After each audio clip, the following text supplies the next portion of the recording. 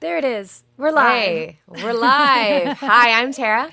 I'm Natalie. And we are making a movie.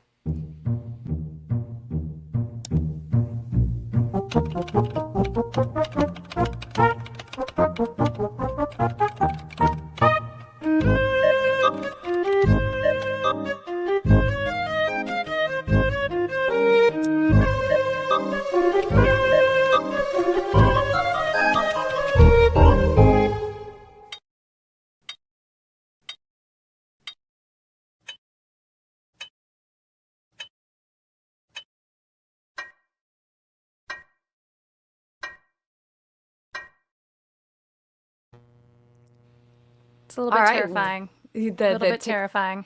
like Yeah. as we tick down to now you have to start doing this thing. Mm-hmm. Well, what is this thing? Hi, welcome guys. This is a podcast live stream situation where Natalie and I, if you're new here, we are filmmakers and we have decided that we are going to make the giant jump into making our very first feature film, and we thought why not add to our to-do list.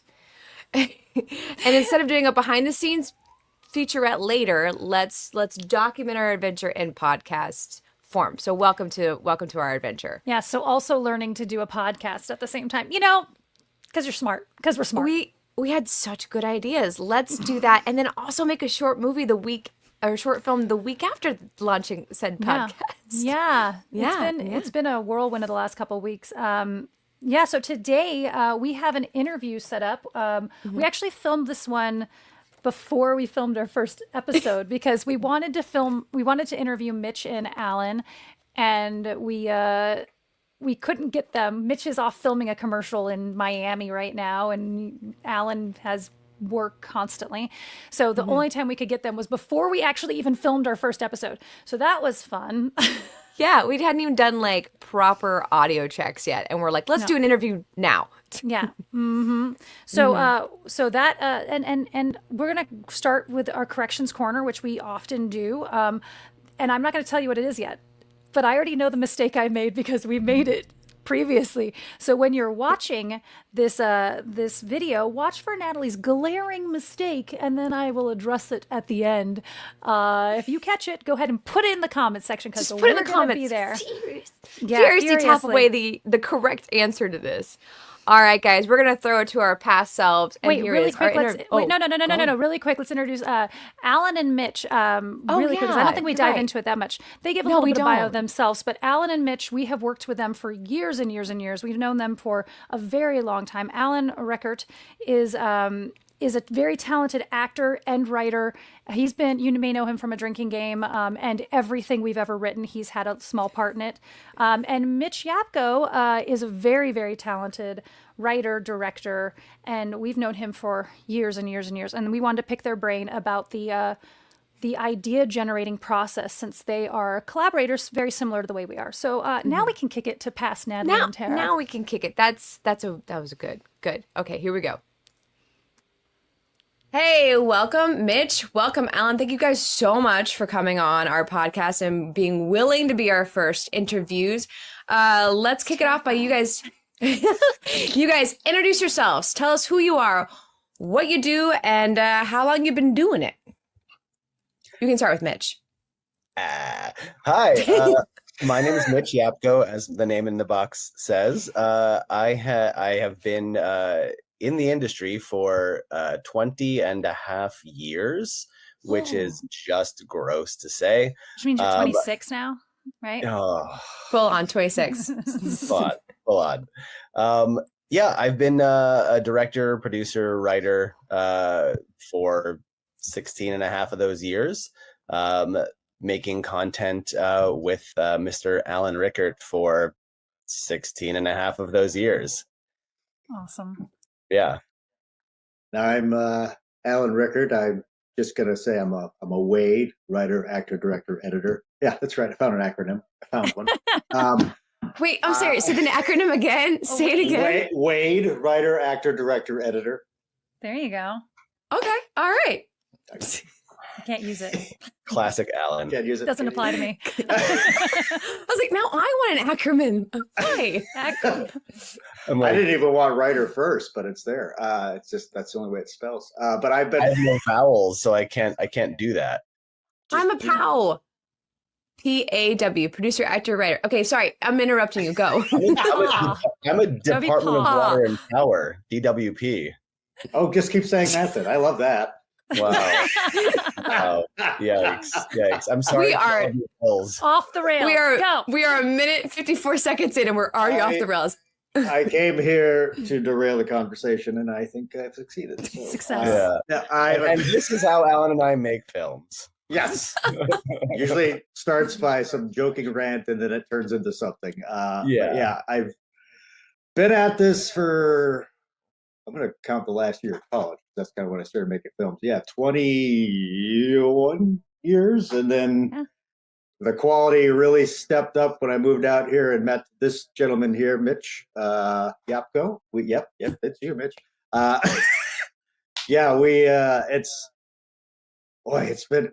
worked on so many projects, collaboration with him, myself, with you two as well. It's been a fun ride, and I'm just going to keep going. Because it's still fun. That's all that matters. Well, what you said there does dovetail into this entire thing is about like, how do you come up with ideas? Where does the idea generation happen? And I wasn't even thinking about it when we booked you guys for this interview, but you guys, I think, probably collaborate very similarly to the way Tara and I collaborate. And I want to pick your brain on that. Like, a lot of our ideas do come up from just, making jokes with each other. And suddenly it's like, oh, okay, wait, what if? Is that how it happens in your world where you guys are just hanging out and then suddenly the big one comes up while you're supposed to be working on this one right here? Well, I mean, just like our first project that we worked on was a feature screenplay that was Alan's brainchild, and it was called Slate's Bounty. And I don't know where that really came from. I'll let Alan talk about that. But oh boy, there were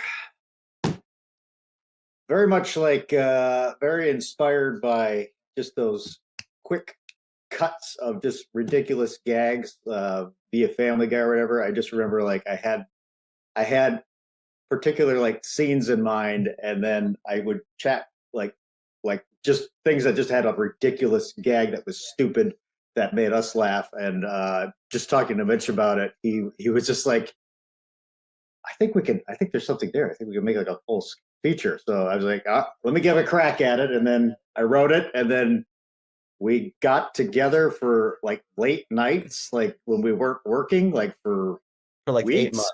Yeah, it was 8 months. Was it 8 months for that one? Yeah. Boy, Just to have the time together to flesh it all out, and then to finally we did a table read, at the old, was it Second City or whatever it was on Hollywood, and we were pushing forward with this random. It was like a live action Family Guy if Bruce Campbell was the lead.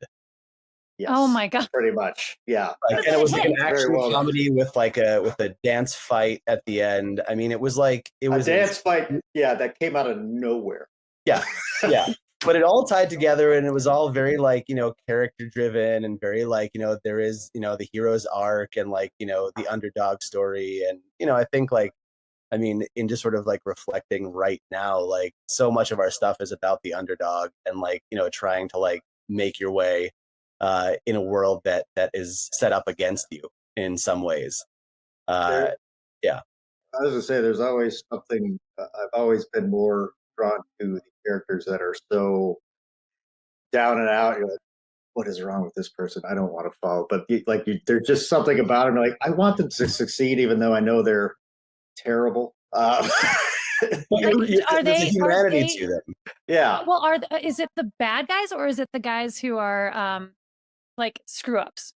Screw ups. Sorry, okay. Screw ups. Yeah. Well, no, because Terry Gilliam just came he was accepting something. I think it was at the Writers Guild, and he had said one of the things that he thinks writers can do to help humanity is to stop writing really good bad guys.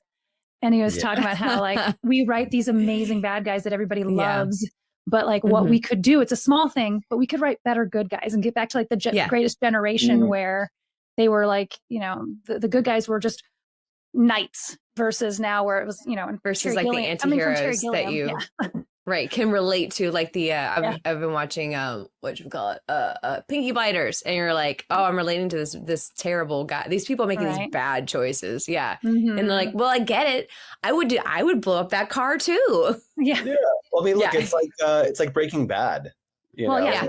Like, which was like pivotal and life-changing. Which is like life-changing because then at the time you're like, oh, now I can understand why people do what they do, but maybe we need to swing back the other way and go, okay, let's just be good people again. Okay, wait, no, I want to jump back really, really quick. You said that your first project was a feature film. Is that what you did? So for Natalie and I, okay, so for Natalie and I, we had to like work our way up to like, we just like, oh, what about this sketch idea and this sketch idea, and then a little longer, and then a short film, and then a web series, and then a feature film. Like, how did you just like decided like jump it? Let's just go. They were young and didn't know what they didn't know. Well, I mean, I'll say this, like we're very happy at the time, but we look back and because we've written some screenplays after that, but we look back at that first and we're like, oh boy, if we would need to go back and rework that because we have learned so much since Alan has this idea that like it's like not good, and I'm like, dude, it's I don't. It's funny. Hold on, I don't think it's not good. There are just some characters I think, well, we might need to tweak those a bit. Sure, there are things that maybe are problematic now, but like, I mean, what's not problematic now? It's unavoidable. Yeah, exactly. Yeah, that's just everything is problematic now if you go back a little bit. Yeah, but it was great. But like, that was the thing. It's like we were just like, we wanted to just tell a story, and that was the story that we had to tell, and that was what Alan, you know, put together. And it was like, this is what we want to do, and we didn't know any better. That's a key element. And listen, when you're two people in the same room, going over the script and writing it, it's just, if you're making yourselves laugh, that's all. That's a good start, and that's where you're like, okay, there might be something here. Yeah. Tara and I often have that in edits where it's like, you know, we've made this whole thing and now we're editing it, and I'm like, it's not funny anymore. It's not funny. Like if we're not even making ourselves laugh, then you get like, that's that first edit of every Try stuff we ever did. We're like, I don't even want to watch this again. Like, no one is going to want to watch this. And then you're like, once you get down to the end, you're like, oh, that was what we found funny to begin with. But, you know, you finally get there after.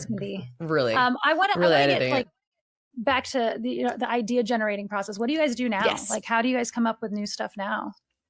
Well, I mean, I think what we did right after Slate's Bounty is sort of what we've sort of, you know, what is propagated throughout the years of our creation. It's like, we wrote Slate's Bounty, and then we were like, all right, well, how do we get this made? We have no idea how to make a feature. And we were like, and there were people that didn't understand our comedy. There was stuff that was on the page that needed to be seen.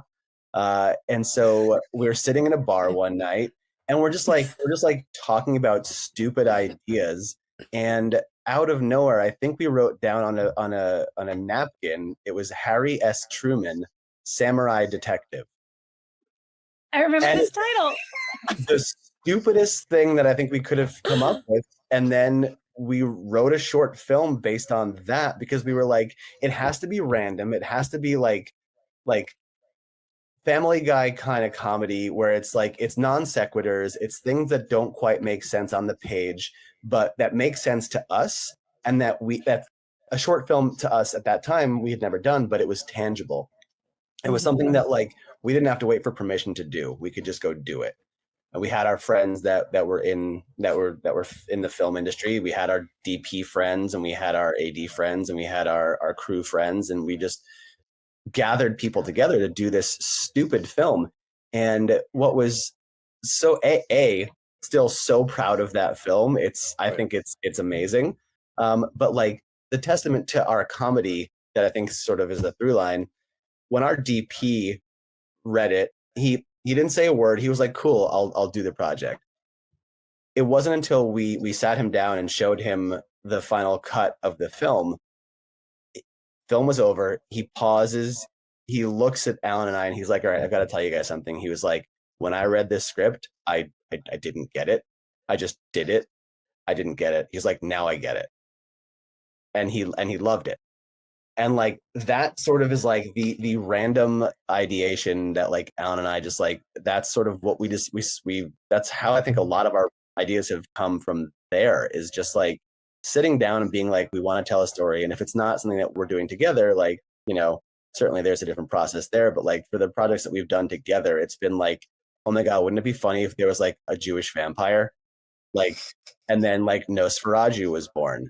Like it was just, and it's just like, I think like walking around in Santa Barbara and Nosferatu was like an idea that we just came up with while walking. I remember we were talking about that idea too. I think it was literally when you came up with the title, you're like, oh, Nosferatu. And I was literally like, all right, this is something, this is happening. I'm excited. Yeah. Yeah. A lot of it comes from titles. And then we're like, all right, what's it gonna be after that? Good titles. Yeah. Yeah. Well, I mean, like was you like one joke and then Yeah. expand it.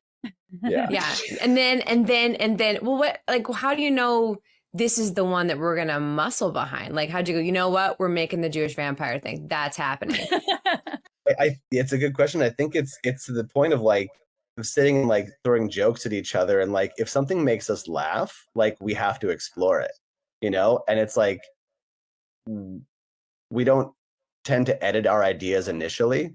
Like, in other words, like, it's like, we're really good at just sort of bouncing ideas and like not having an ego about anything and not, you know, being scared to throw an idea out that the other person's like, that's kind of dumb.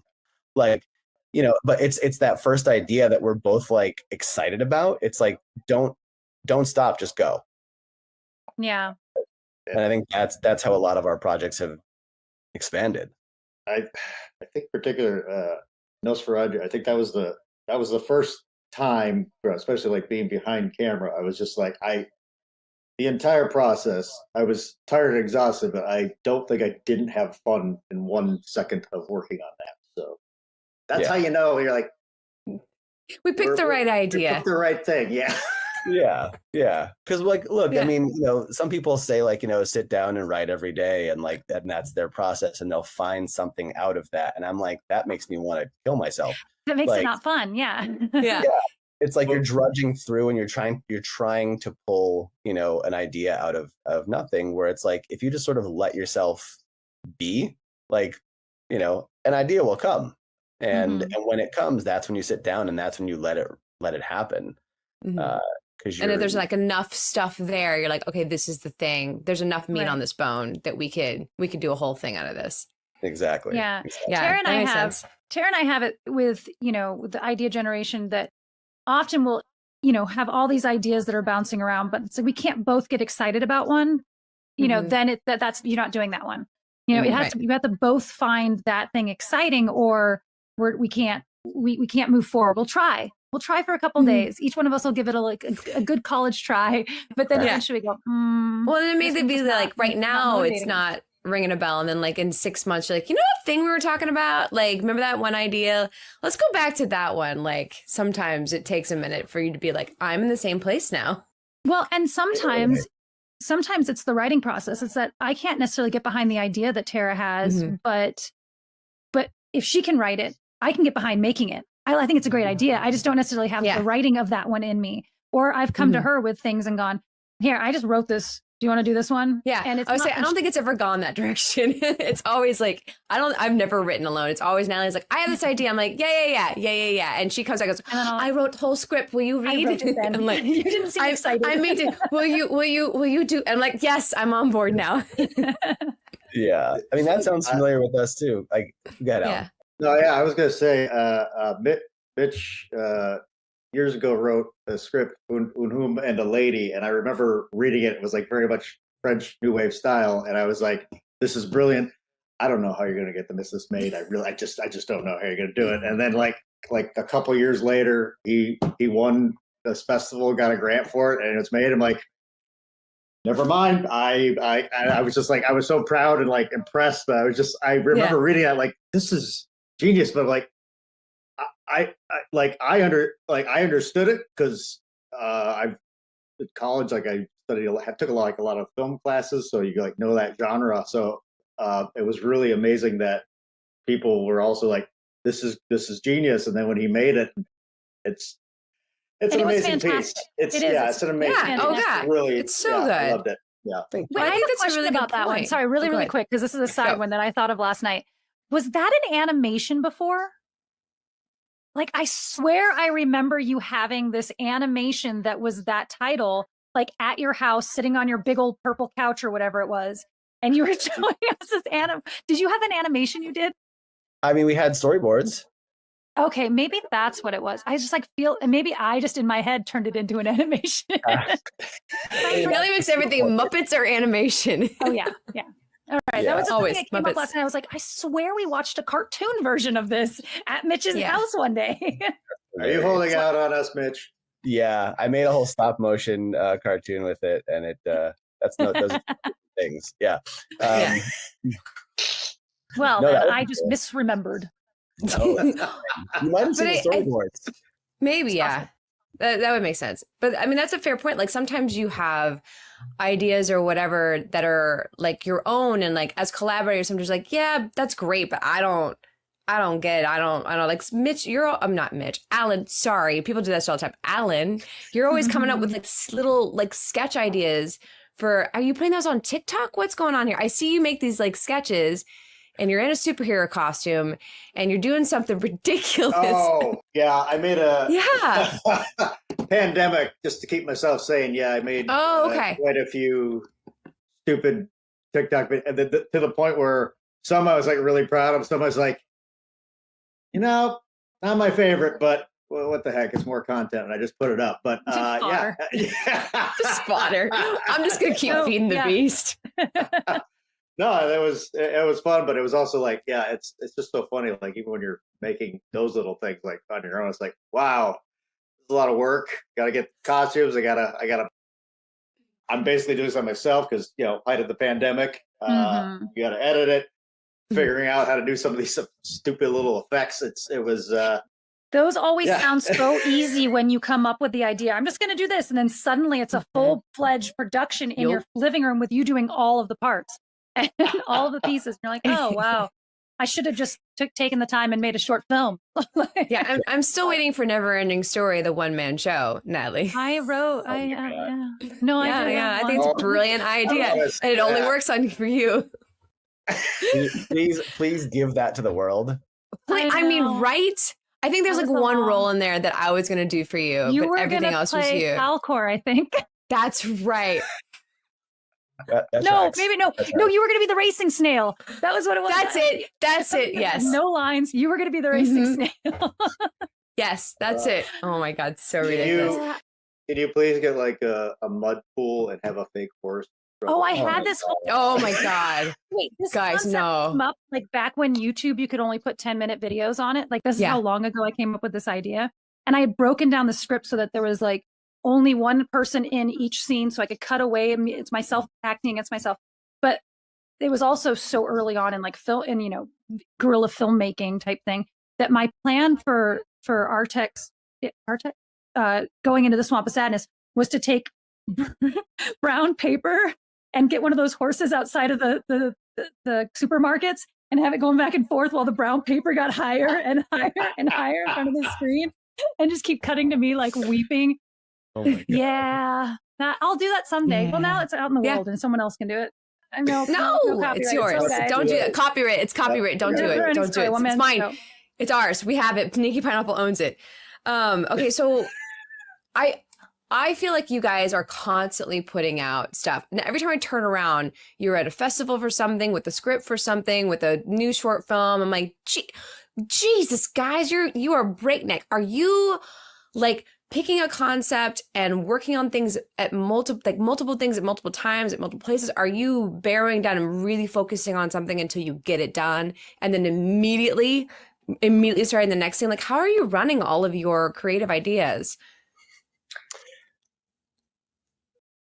I just kind of depends. Like if it's like a screenplay that I want to finish, just to see what happens. And like I'm really excited about, I will like set a deadline like 2 months, have a rough, or I'll do something. But then if somebody's like, hey, can you help me out of this project, or will you be a part of this? And I'm like, Shit. But like, yeah, no, how about? And then I have a great time on that. And then, the bigger project might get pushed back a little bit. Maybe it doesn't. It just all depends. You just kind of got to, if you're really focused on something, you just kind of got to weigh if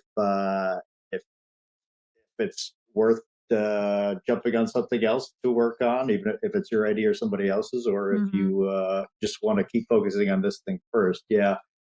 That didn't answer your question. So No, and I think You were very. Have you ever considered politics?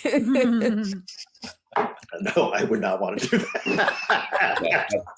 good answer. Good answer. Good answer. Good answer. No, I mean, I think for the stuff that Alan and I have done, for the scripts that Alan and I have written, certainly we're great at keeping each other accountable. Our whole thing is like, at least we've seen so many times over the years, people talk about projects but don't do them, and we're doers. And like, if you're gonna set out to do something, like, get out of your own way and just make it happen. And so, like, I mean, for me, like, before the pandemic, with work, like, I to make money, I'm a commercial producer and AD, and I was doing on average 35 projects a year, and that included usually 2 to 3 short films, or pilots or sketches or whatever it was, whether it was just directing and writing with Alan, or producing, whatever it was, just to keep myself in that creative space. It's so important for me to keep creating, especially when my day job is in that world, but it doesn't feed my soul. Like, making time, be creative, and making time to, to just figure out whatever the next creative thing is going to be is so important.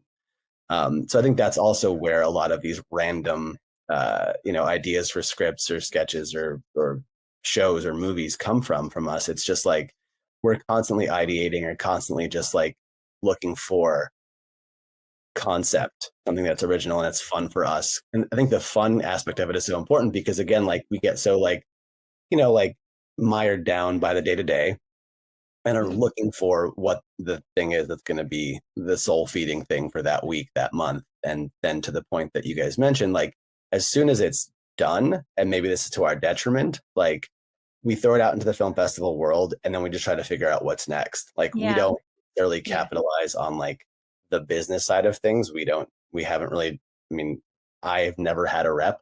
Like, it's all just about creating content. And so, I don't know. Well, I heard, who was it? Somebody on the red carpet recently was, and someone asked what's next. And they were like, can we stop doing that? Can we stop asking actors and producers and directors what's next, and let us live in the joy of this moment that we just created this thing? And I was like, oh, that's so I'm fair. So guilty of that. But we are going to ask you what's next. But that's so fair. Like, because I think even as creatives, like, we get so wrapped up in like keeping the machine going and like having that next thing. We don't get to like revel in the idea we just got to celebrate and do. Like, stay in that world a little longer. Like, you worked really hard to make that concept come to life. Stay there for a minute. Sure. But at the same time, the joy for me is in the making. So like, what you're saying is like, makes total practical sense, and we should celebrate our wins, like, and make the time for that. For me, I'm literally just like, I want that high again. Like, I love what we've done, but like, I want to be on set again. I want to be writing again. I want to be working with my actors again. I want to be creating another world. Like, that's what fuels me. So that's why it's always just like, cool, that's done. Like, I got that. We loved it. We had a great time. What's next? Well, and I don't think that everyone realizes how long is in between the actual, the conceptual, coming up with the concept, writing the thing, filming the thing, and then when the rest of the world sees it. By then, there's so much time in the editing process where Tara and Alan end up living with these scripts, for a lot longer than you do as the writer or the actor, or, but because you're in there and bogged down, and you probably hate it a little bit by the time you're done, because you've edited it so much and you had to live with these characters for so long.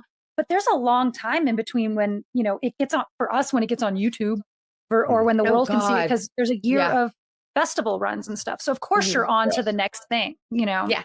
You're already moving on. Yeah. I mean, pre-concept through post-production through having it shown, it's at least 3 days. At least 3 days. No. With your TikTok, yeah. No. Well, like as an editor, when I'm doing try stuff, the minute I hand it over the edit back in the day, when I would hand the edit over to you for audio, I'm done. I'm over it. I've moved on. I am emotional. I have forgotten the things I have done because I have deleted that file from my brain for just processing power. Like I can't. I can't stay there anymore. Your head does get editing. I still, especially when it's a project I love, I still really like it. But that's one process. You'd be surprised how exhausted you do get after the thing is done. That's one skill set I've actively said I do not want to learn. You were so smart. You were so smart. Nope. I'm proud, but also no. Tara and I kind of just happened in like technology. That's the directions we went. Like she had the ability to edit and I didn't have that ability on my computer. And like, we've kind of still stayed in those worlds. Like my computer does not even want to be doing this right now. Yeah. But, I do not. Yeah. We got I want nothing to do with audio. Yeah. Natalie, naturally, I'm like, I want nothing to do with audio. And gratefully, Natalie has great ears. So no, I can't. I can't with that. So what happens to like, because you're coming up with so many ideas and maybe not always necessarily ready to work on them right away, what happens to the broken toys that aren't ready yet? Like, what do you do with the ideas that you're not ready? Do you just have a notebook? Do you have an aisle? Do you have a doc? Toys? Like, Like every once in a while you go visit and see if any of them are ready, but none of them have matured enough to like do anything with. And then there's the ones that are really dark in the corner that you'll never get to touch. Wow. That's what happens for me. Yeah. Go on. I know. Now they know. I want to hear more about your island. You mean reading Rambo, sitting over there in the corner that I can never? No, that can never be done. I have that T-shirt. It's LeVar Burton with an Uzi. Yeah. I guess to answer your question, there's some.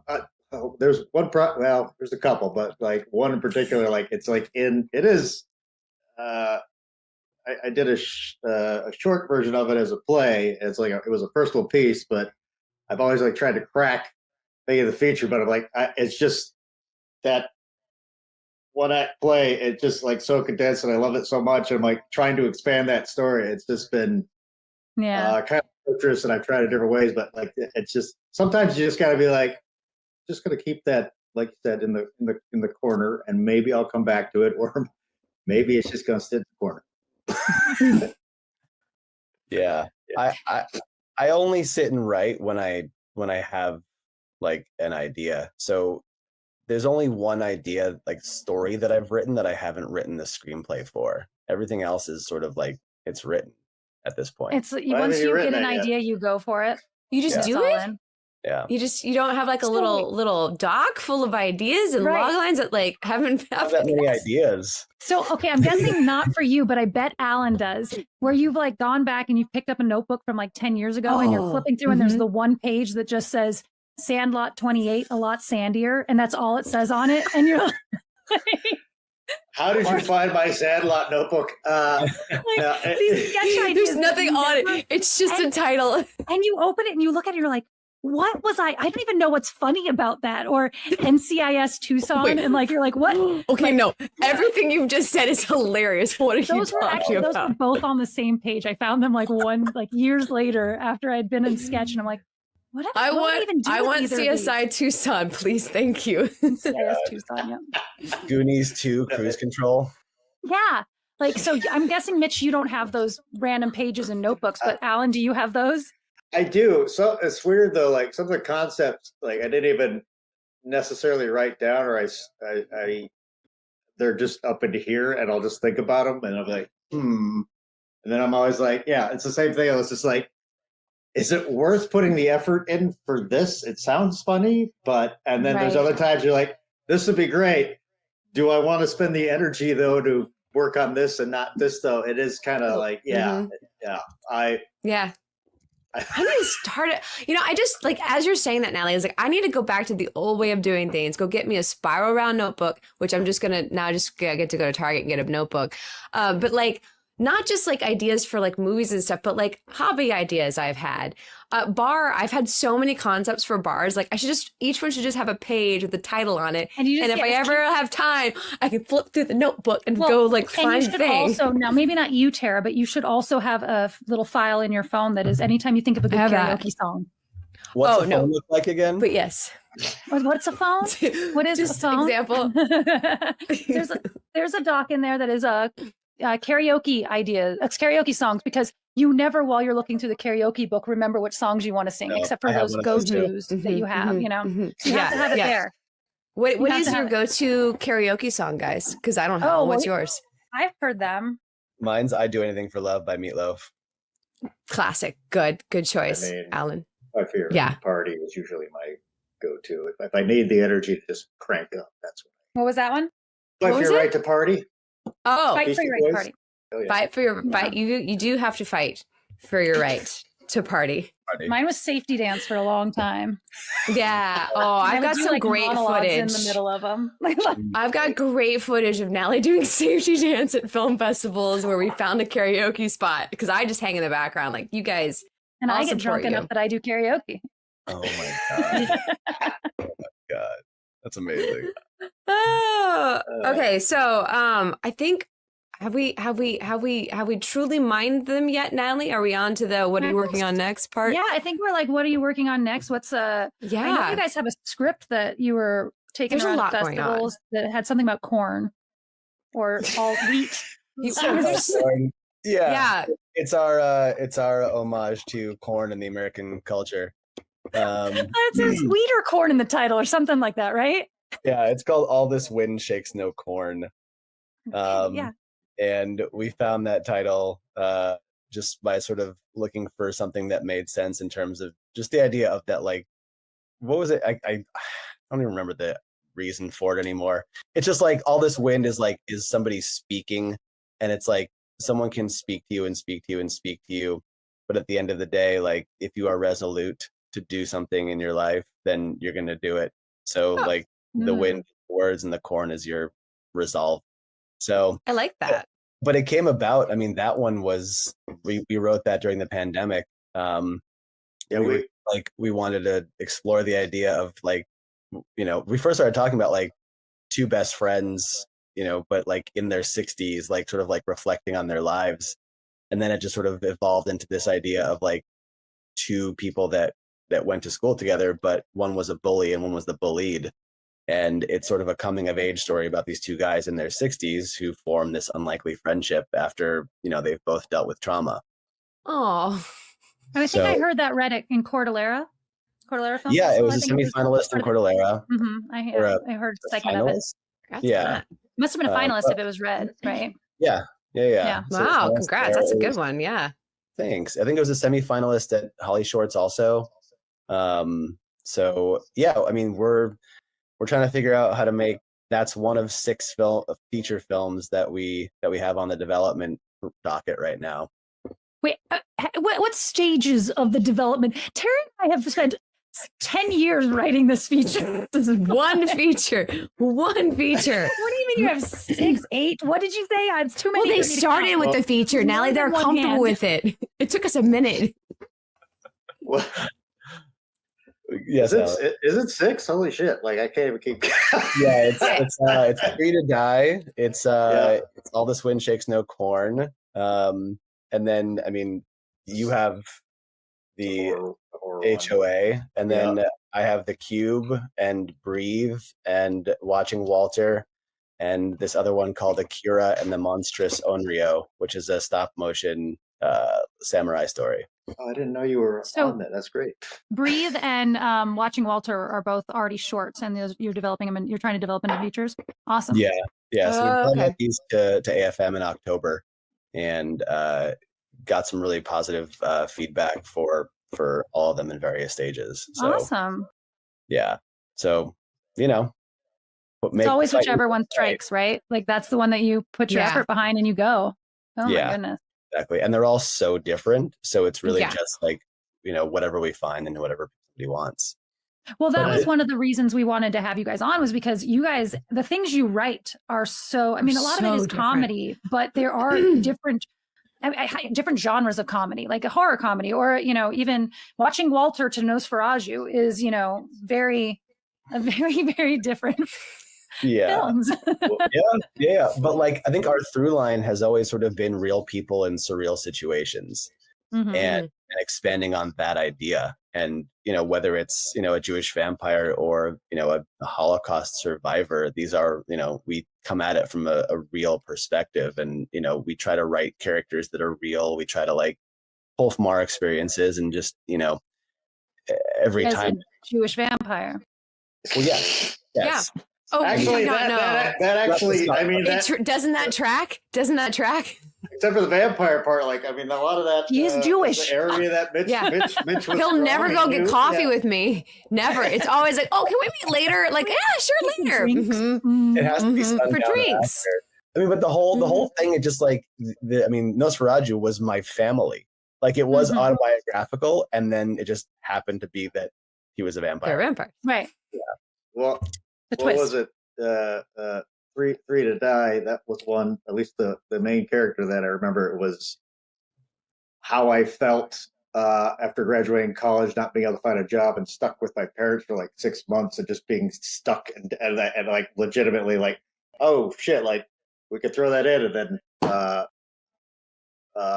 had the concept, and then Mitch and I just rolled with it, and was very happy. And then this other one that I just wrote, again, something very personal happened to me. I'm like, oh, can I put that in a horror movie? Yes, I can. It's just, so yeah, like I said, Do you have I'm gonna dovetail that into something else. Like, so it's personal things, but we mostly write comedy, all of us. Does that make it easier to talk about things that are personal to yourself if by doing it in comedy, or is it just that comedy is what you want to write? Like, I mean, I can't do a drama. I couldn't possibly write a drama. I only write. I try to make my real life as funny as possible, and so anything that comes out of my pen and paper is going to be as funny as I can possibly make it.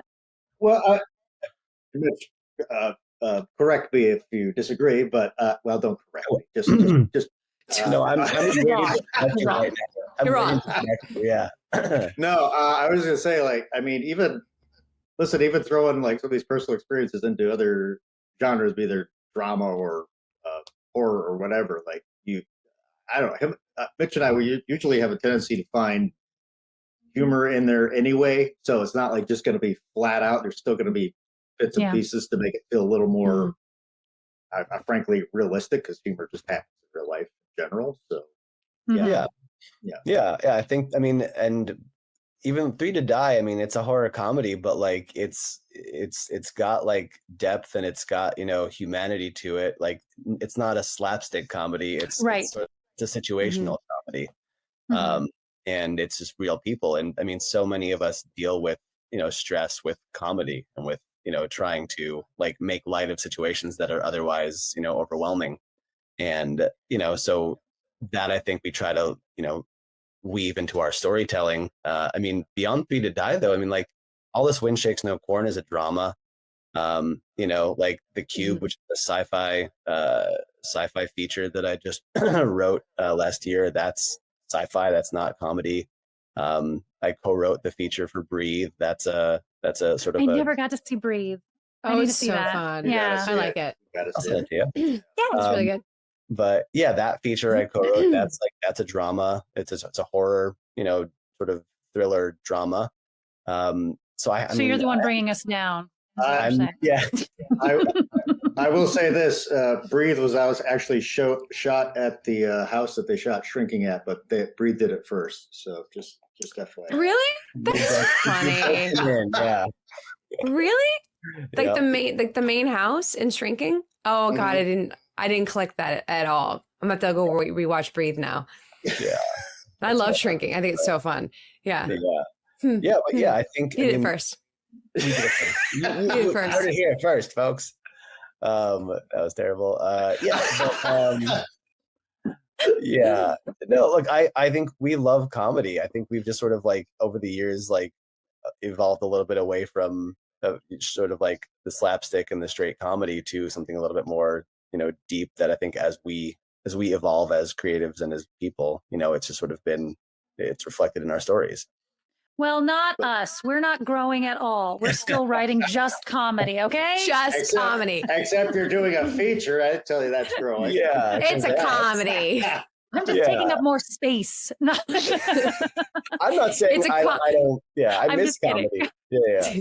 Well, I still did. I just did a project 2 weeks ago, like another this kind of straight comedy sketch that somebody else that I knew wrote, and I still love dipping my toes and like going back to it, but I just love variety. And we love comedy. We love comedy. It's always fun. Yeah. It's like when you're filming a comedy too, it's like when you cut and everyone laughs, you're like, cool, we're doing something good here. Like when you're doing a drama and you cut and it's silent in the room, you're like, well, everybody hates this. Great. Oh. Yeah. Everyone's miserable. Yeah. The last couple acting things I've done have all been dramas, and you're just like, okay.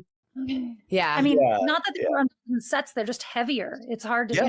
The sets aren't like, usually when I'm producing, it's usually more dramas or something like that. And like it's harder to crack jokes on the sideline when you're like, we're in a serious space talking about serious content, and like we're making art here, and like, it's a little less like I'm gonna do a dance over here, guys. Except when you're like the lead actor, and then you can jokes, and you can as a producer, you're in charge of the levity of the room. Yeah, because I was gonna say though, being able to be on set for a little bit of watching Walter, like Mitch is very good at like when people need, like when substance tense, like the calm set, but also like when you're getting there and in between things, he's like, hey, how's it going? What's going on? Like, Again, director, you can. No. Respect. What I'm saying is like, you know how to find that balance. Not everybody can do that. Mitch are very fun to work with. Like it's very easy, well, I mean, you're easy to get along with around anyway. So like, and it's so funny. I'm just with Mitch, festivals, any festival that Mitch and I have gone to, by the end of it, Mitch is best friends with everyone there. Oh my God. Gig Harbor. Mitch went once, and like Pamela is still talking about Mitch. And yes. Like, and I'm like, we'll go to the same festival over and over again, and we make friends, but Mitch goes once and he's friends with every single person. We're like, what the we here should do that. How dare you, sir? If a film set is my happy place, like film festivals are like my other happy place. Like because we're all going to like celebrate the thing that we did, like you were saying earlier. Like, and it's just like, just the fact that we all got it done. Like A+ everybody, and like let's go high five each other and just let's be let's be best friends. And like you meet collaborators in festivals too. Like you meet future people that you're going to work with. Like the DP from Watching Walter, from A Numb and a Lady, the production designer, we met at Cordillera years ago, and nice loved them, and that was it. So yeah, that's the best part about. Yeah. So I want to make friends with everybody at film festivals. I love film festivals, and I love. And Pamela. it's so easy for you. Oh, it's so easy. Speaking of friends, we've known you. How long have we known you guys at this point? Like. Allen. Like what? 16 years? 20? Is it 20? I think 20. No, 2010. No. 2010 is when. Okay. 2010. Right? Yeah. Drinking game. Not 22 years. No, 2010. 2010. Yeah. I've lost track because Natalie and I met 20 years ago at this point. Almost. Wow. Yeah, we're getting there. And then so you guys came not that like, but like it's so merged together because you guys came along not that long after that. Well, so were like you guys in To Catch an Alien versus Predator? Were you guys involved in that? No. Brett. No, but Brett was. Yeah. And that's how we know Allen. And that's how we got you guys. Okay. Because I saw like the Monty Python that you guys did. Mm-hmm. So I don't know when that was. Oh, well, that was years. We did that for over the years. Yeah. Over the years. Yeah. Yeah, I was like, did you see the first run? That's wild. Well, we weren't even in the first run. There was one before. No, it's true. That's true. We weren't in the first run. We're off topic. Wow. Yeah. No, I just want to honor and address the fact that you've been our friends and collaborators for years and years, and we adore you both. So, and if we didn't mention it before we started the interview, because I don't know. We haven't recorded. I don't know. Yet. Whatever But, future Tara and Nellie I do. know. Mitch was the very first director of Maggie and Maud, which every one of our fans have grown to love that series. I mean, we had done it on stage once before, but the very first sketch, that's Mitch's. So yeah, that was so much fun. You guys are awesome though. Like that was easy. that was you know, we should really carve out like Natalie and Tara awesome corner where the guest compliments us and how awesome we are. That's the rest of us. Yeah. Well, was that the first time that you'd worked with Way? Yeah, you introduced us to Way. Was it that? Yeah. But that was the first one? Yeah, I think so. I guess so, huh? That's where. Yeah, Way. Yeah. Yeah, Way is a DP that we all use and love and adore. And that was the first DP project he did for us. Why? Because he's gone on to do many of ours from that. Thank you, Mitch. You've really helped us. Okay, so what is currently at festival right now? Which projects are out right now? We need to start wrapping. So like let's tell that into like your socials and all that fun stuff. And then give us your socials. Sure. On the stage, Yeah, Watching Walter, The Cube, An a Lady, and Breathe, the feature screenplay, are in the festival circuit right now. Wow. That's freaking incredible. And then where on the internets can people go and find you and follow your projects and follow your adventures? I'm on Instagram at OKHeyMitch. It's my last name backwards. And I'm also I love that you have to tell people that because I, for the longest time, was like, years. I just thought you were like, yeah, I'm worth it. Pay me. Like, pay me. Yeah. And I am. Thank you. And yeah. Yes. But it's your name. But also no one ever gets it, which is awesome. No, didn't get it. Yeah, that's it. And then from there you can find all the other projects and stuff. Sweet. Allen, where can we find you? You can find me at Allen Rueckert, ALLENRUCKERT. It's just my name on TikTok, and projects I've got kind of flowing out there. Some of our scripts, but also I'm in post on one that I'm hoping to see in festivals soon. So we'll see what happens. What's it called? Can we have the name? Yeah, what's the name? Right now, the project is called Yacht Rock Lyrical Interpretations. But I love you. It'll be good. It's good. Oh, I'm man. very pleased. So oh my God. We'll see what happens. Mitch, Allen, can we see you on television as a reporter anytime soon? Oh yeah. If you go to Hulu, there are 2 episodes of 911 Lone Star. You can see me as a reporter, or there's an episode of Winning Time. You can see me as a reporter. Or there's 3 episodes of Veep. You can see me as a reporter. I remembered the Veep one, and I knew that the Lone Star very versatile. one. I didn't. Yeah. Are you at least like a weatherman in one of them? I was wearing a parka in one. And, oh God, I love it. That one. You are versatile. Very versatile. You had a parka. Fantastic. None of the that was 911 Lone Star. None of the actual added stuff got in there, but yeah, we played around and there were some really good gags, and I was like, "There's no way these are going to make it in," but damn, that was fun. Oh my gosh. I didn't know there was another one. I knew about the 2. I didn't know there was another reporter one. That's amazing. I'm going to cast you as a reporter in something for sure. I think that's what we got to do now. Not just my love interest. Ooh, my love interest is a reporter. That's there you go. That gives me a little more than just a reporter, because my manager's like, I want to just stop sending you as reporters because you just booked those roles. You're like, but I get paid for them. So I get paid for them. But his money's. Exactly. Those monies. All right, guys. Thank you so much for joining us. We really, really, really appreciate you giving us your time and a peek behind your curtains so much. You guys are the best. And you're the best. We love you. We love working with you. We can't wait to work with you again in the future. Guys, if you're looking for hiring people, hire these guys. You will not regret yourselves. All right. We're going to send this back over to future Natalie and Tara. That's how this works, right? All right.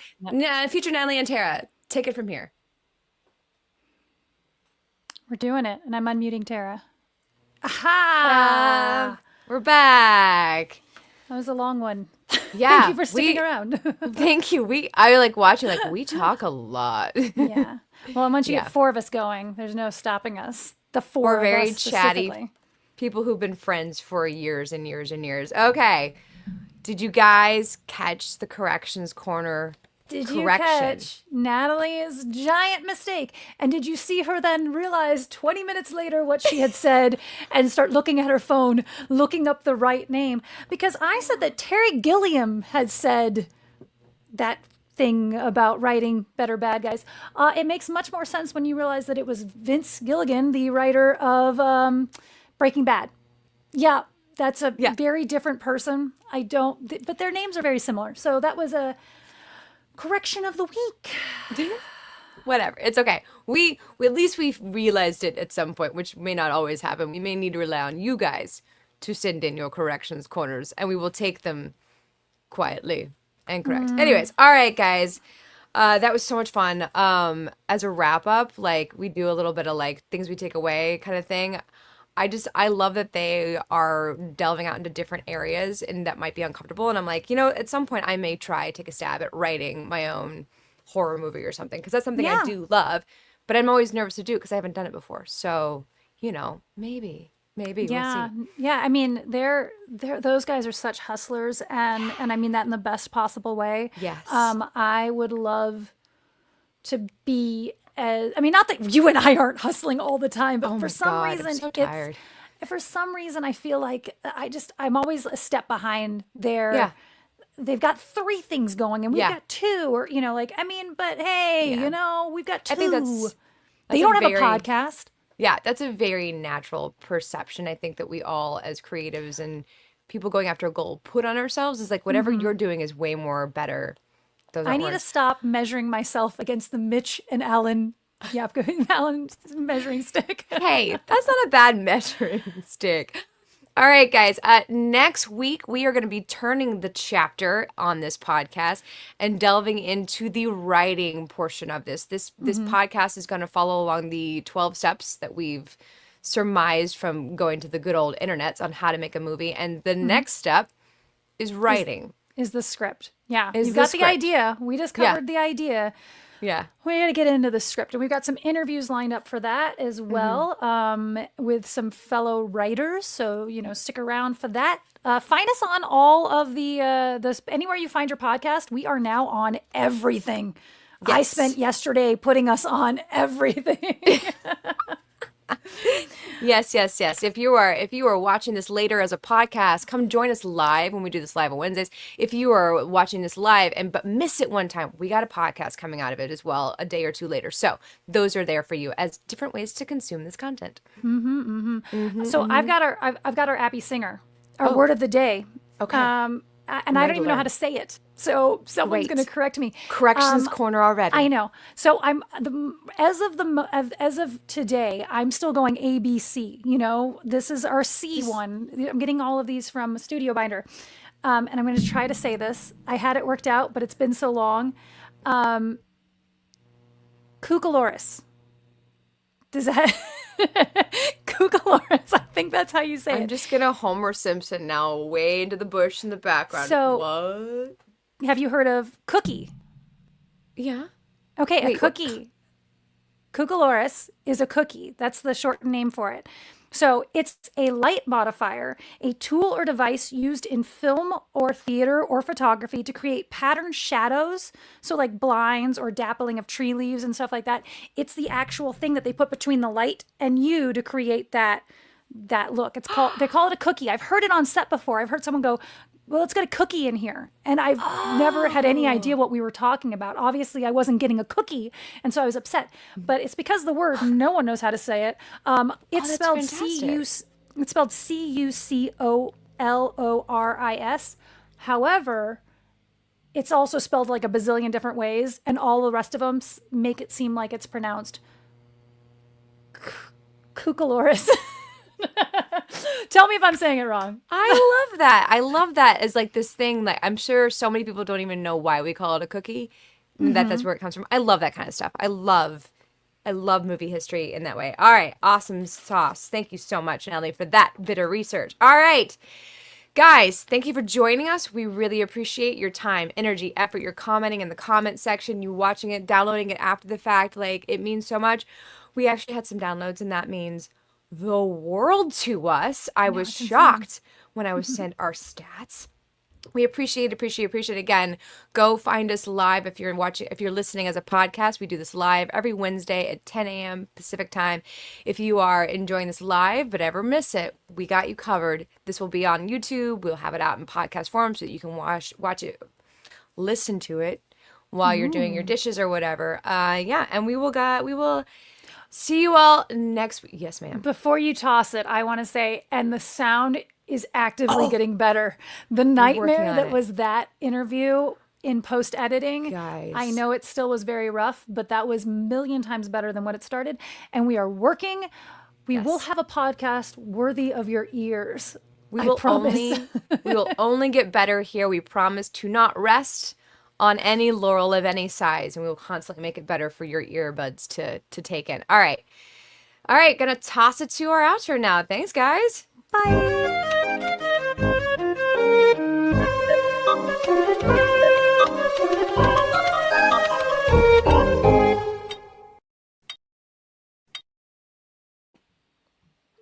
Speaking of which, yes. Well, hello everyone. Welcome to Cookie Corner. Welcome to the Credit Cookie. Which is not a Cucaloris. No, different cookie entirely. I want to turn the audio down on that outro a little bit. It's a little high. Yeah. Mm-hmm. Yeah. Hi guys. Hi guys. Welcome. I'm going to open up going? my chat so we can actively take in your questions. Thank you for hanging out after the live stream. All of you old school warriors. Oh my God, what do we call them? The Quiet Army. Quiet Army, thank you. Oh, you old school Quiet Army. This is the close replication to the Shush Secret Time where we get to chat back and forth. So thank you for staying after the credits for this little bit of fun. Cookies. Sounds like a dinosaur. The Hi. Cucaloris. I'm going to say hi really quick. Hi, David Faith. Hi. I saw their names. Desiree was here. If you come back and listen again, Desiree, I am honoring you coming in. Thank you so much. Shannon West is out there. James Wheeler is out there. Who else have I seen? If I missed your name, say hi so I can say hi to you so that we know who's talking. Stephen Brown. Nicola is here. Hello, Nicola. Nicola. Jackboots. Wish I could find a moose. I like fun. I can't. Okay, my brain stopped being able to read it. It's funny when a sentence stops making sense, my brain stops being able to read it, especially if we're live streaming. My brain says, just, "Wish I could find a moose. I like fun. Like, wish I could find a moose. I like." Fun thing about it is if you don't know if I'm talking about hair or dessert or an animal. That's true. I was also like, I don't know if I like mooses or a dog. I met a dog named Moose last night who was huge and the best. Mooses. Oh, all right. We are fresh off of the heels of filming in the Event Up, guys. I've yet to, I don't know about you, Nelly. I think you're in the same boat. I've yet to take a breath from getting back from Utah. It's been, and then, just so much going on. But I'm hoping, and I'm not hoping, I will be diving into editing V1 today. I made little boxes, little check mark boxes for every single scene. I'm just going to go backwards one by one, do the scene, do the edit, do the green screen, like just one by one for the next, I don't know, couple of days. Editing the V1, I'm very excited. Like, I can't wait to get that project rolling. You guys got to see some behind the scenes of that. Tara posted a couple photos, which were kind of fun. Excuse me, even Pamela said, she goes, "I saw someone crawling across a green screen." I'm excited. Yeah. I love us in those outfits. I'm excited about the marketing we're going to be doing in those outfits. I'm like, it's going to be so easy to go to film festivals. We're going to look so good because that dress looks phenomenal on both of us. I love it so much. Like, I was looking at the footage. I was doing the thumbnails for the We're Making a Movie, and then scrubbing through footage and stuff for in the Event of it. I'm like, dang, I wish everything I wore looked as good as this flight attendant dress does on me. Like, comparing it to me in the jeans that I should not have worn. I should have worn better fitting jeans. But I was like, man, I wish everything looked as good as this dress does on me. Like, I look phenomenal. I don't really love I like the dress for this, but I wouldn't wear it otherwise. Like, it's not I think it looks dated. Oh, okay. And not I'd like wear it. in a vintage way. It looks like Oh, like a no, just like a that's not in style. couple of years ago kind of Yeah, way. it's just not in style. It's not anymore. Yeah, everyone was doing that 2 years ago, and we all stopped. We stopped doing that. Why is tamales pronounced tamales, but females is pronounced females? Because Famales. it's two different source languages, and then they all came to America to hang out together, and therefore everything is a mess. We love it. I'm old school. I'm just old. Jack Boots, you're funny. David said, I was gonna say, you look good in that. I've been told how a woman looks is not welcome in this day and age. Depends. It depends. Pens. Last night, no, the night before, late night at work, we had this quirky writer stay late, Oh yeah. and she was really chatting up my door guy. Oh. And they got into a conversation about age and him looking at blah, blah, blah, blah, and they dragged me into it. I'm just sitting here trying to do the money and do the paperwork and stuff. And I got dragged into this conversation about age, and he was like, I could hear them talking. They didn't know I was listening. Like, how old do you think she is? She's like, oh, she's got to be like early 30s. And I'm like, thank you so much. I mean, it's dark in this bar. It's dark, but I'm glad to know that my moisturizing is working. So I need to get headshots done so badly. And I have one that I went to an audition at one of the schools and they were doing a free headshot, and it works for some things, but I was like, this would not fly in Los Angeles. This would not, I mean, there's a lot of things but the biggest takeaway that I was having from it the other day was this looks really good for, like, I look like not pretty 32. And I was like, hey, at least my not good headshots look younger. No, sorry, not pretty 42.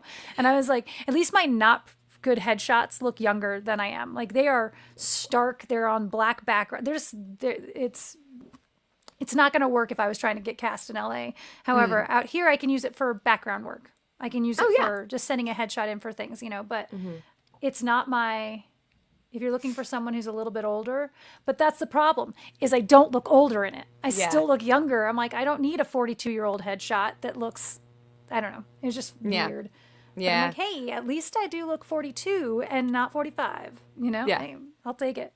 I couldn't even tell you what is going on headshot wise here at all. No. I'm not out of the acting game. I'm just out of the hustle game for acting. And so, like, what's going on with self-taping? I don't know any of that stuff. People call me What's like, hey, trend? can you come act? Hell yeah, I'll come act for you. But like anything else, I'm like, I don't have time to do that hustle right now. I've learned to always underestimate a woman's age. Jack Boots, Always do not underestimate tell a me woman's everyone's age. lying.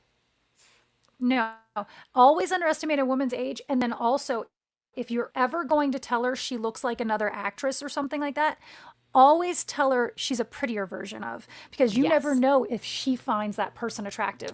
There could be something weird about that person that she doesn't find attractive, because that's happened to me. People, like, as a compliment, have told me I look like so-and-so, and I'm like, she's hideous.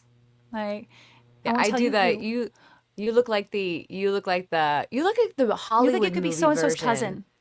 Yeah. Yes. And cousin always works too. You look like you could look like you could be related to so and so, and then you're like, oh, okay, and then you can see, oh, it's just my eyes. Like. Yeah, I like, or you look like you're the good-looking son in the family or whatever. Like that, implying that there's always the one really good-looking child. Yes. A female always. And if looks it's Willem 25. Dafoe, just keep it to yourself. Don't. Just don't. Just don't. Keep that to yourself. So a friend of mine, Avon, who lives up in northern Utah, he and I started this thing. We were on set one day, that the way that you compliment someone, like you say, oh, you look like Charlize Theron, like someone who is objectively just absolutely beautiful, right? Like everyone thinks you look like Charlize Theron. I mean, just absolutely like her in Monster, or like, and you pick one of the movies. One of the movies that these people were like, so it just where they're just not attractive, and so it comes out like, oh, really? And then it's like, no, I think you're hideous. Whoa, that's amazing. Fun. That's the sickest game. burn I've ever heard in my entire life. That's incredible. My hat's off to both of you. That's a fantastic game to play. And so every once in a while, he'll send me a text message that is, you know what? You really remind me of so and so, da da da, and blah blah, in such and such. And I don't even know who that person is or what that show is, but I already know he's insulting me. Yeah, that's a fun game. I like that game. That's fun. That's super fun. Well, I had a moment of panic. I forgot that this part was supposed to still go on the internet. I'm like, oh no, the stream's still live. I'm like, wait a minute, no, this is supposed to be. Yeah, this has to be. I'm still getting used to all the mechanics. Like the amount of time I spent yesterday running, loading and dealing with that insert video just to make sure I knew exactly what was going to happen when I put my cursor here, when I do this, when I do that, can I touch this? Do I need to be all that stuff? Like the new mechanics of this is like only coming out of the fact that when we were doing Zooms, there would be a mistake and it would be like a live mistake. I'm like, great, now every person knows I'm a moron and can't do this. Can't do anything about it. So I Tell would your wife she looks like Chewbacca's cousin. Yeah, probably not a good idea. I would skip that. Yeah, that's on the list of don't do that. Don't do that. You should start a doc in your phone. Yes. I don't have my phone to show you. Yeah, we had to put our phones like so far away because we got some weird feedbacky stuff happening. So we're like pre-show, so my like way over there. Yeah, I just chucked pre-show we just keep putting our phones further and further away from us, like while we're prepping for the show. Like I still hear it. We keep moving every device. I want to try out this now. This is an not electric. This is like a Bluetooth cup. Like there's so many things. I just leaned into my microphone to listen. Natalie, more sleep. Oh no. Oh no. We're both deteriorating quickly. We have too many things in our lives. Speaking of which, we can't hang stay out long for much today. longer. We both have so much going on right now. Homework. Yeah, but the next couple live streams are gonna be really fun. We're gonna start delving into writing stuff. We do have 2 really fun interviews coming up with Tom Vaughn and with Brian Newland. Those will be coming up, and those will both be live versions of interviews. So that'll be a little more interactive. Allegedly. A little. Allegedly. If the walls of hell hold, allegedly, yes, that's what's going to be happening. Who knows what's going to happen next in this timeline, guys? No. Who knows? All right. Timeline's not in my control.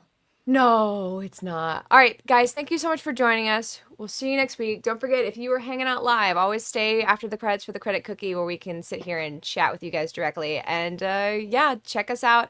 Help us out by, I know you've already listened and watched this thing, but help us out by going to all the places where the podcasts are. And if you are a podcast person, follow. Which are linked in the description. All in the description. Do us a solid. Help us out with the show. Appreciate you guys so much. And yeah, we'll see you guys in a week. Bye.